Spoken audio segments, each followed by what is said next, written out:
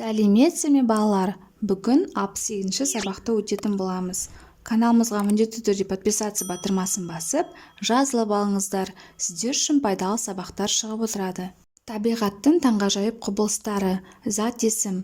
Зат есімнің тәуелдік жалғауларын, олардың түбірге жалғану ерекшеліктерін білемін. Мәтіннің қатесін тауып түзетемін. Зат есімнің тәуелденуі. Заттың біреуге меншікті екенін білдіретін қосымшаларды тәуелдік жалғау дейміз. Тәуелдік жалғау бір заттың бір затқа тәуелді екенін білдіретін қосымша. Тәуелдік жалғау үш жақта айтылады. Бірінші жақта мен, менің добым, екінші жақта сен, сенің добың, сіз, сіздің добыңыз, үшінші жақта ол, оның добы. 17-ші жаттығу. Мәтінді оқып, тәуелдік жалғаулы зат есімдерді тап. Акула. Акула ешқашан тоймайды, аузына не түссе соны жұта береді. Оның асқазаны өте мықты, жұтқанның бәрін қорытып үлгермесе де өзіне ешқандай зиян келмейді. Бір акуланың асқазанынан неше түрлі заттар табылған. Мысалы, акуланың ішінен пошта жәшігі, бірнеше консерва банкісі, алтын теңге мен қымбат әшекейлер, көзілдірік, қол сағат, кастрюль, шеге, аттың тағасы шыққан екен. Мәтіндегі тәуелдік жалғау жалғанған сөздер оның асқазаны үшінші жақта жекеше түрде берілген.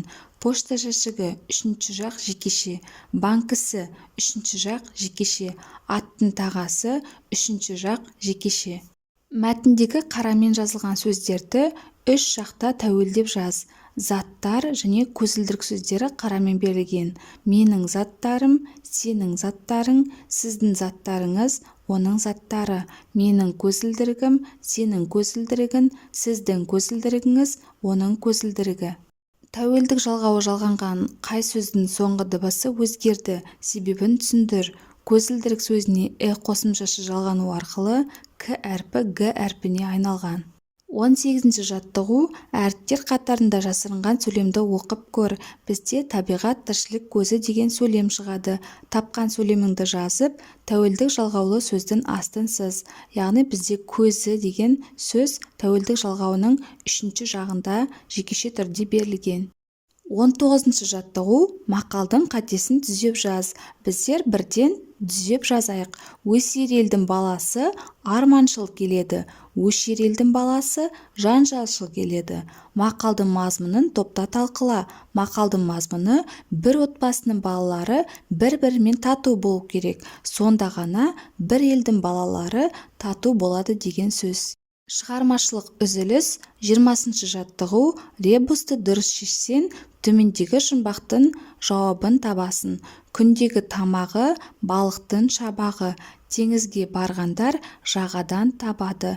Яғни бұл жұмбақтың жауабы шағала екен. Жұмбақта тәуелденіп тұрған зат есімді тауып, қай жақта тұрғанын айт. Тамағы және шабағы сөздері үшінші жақта жекеше түрде берілген. Шабақ сөзімен ребус құрастырып көр. Яғни бізде шана және бақа берілген. Сонда шабақ деген сөз шығады. 21-ші жаттығу. Жақшадағы сөздерге тәуелдік жалғауларын жалғап жаз. Біздің халқымыз бақытты, мемлекеттік мүлікті шашпа, сенің даусың естіледі, ораз ернін жыбырлатты. Түбір сөз тәуелденгенде өзгереді. Халық халқы, мүлік мүлкі, ерін ерні, дауыс дауысы. Осымен сабағымыз аяқталды. Сабағымыз пайдалы болған болса, лайк басып, достарыңызбен бөлісуді ұмытпаңыздар.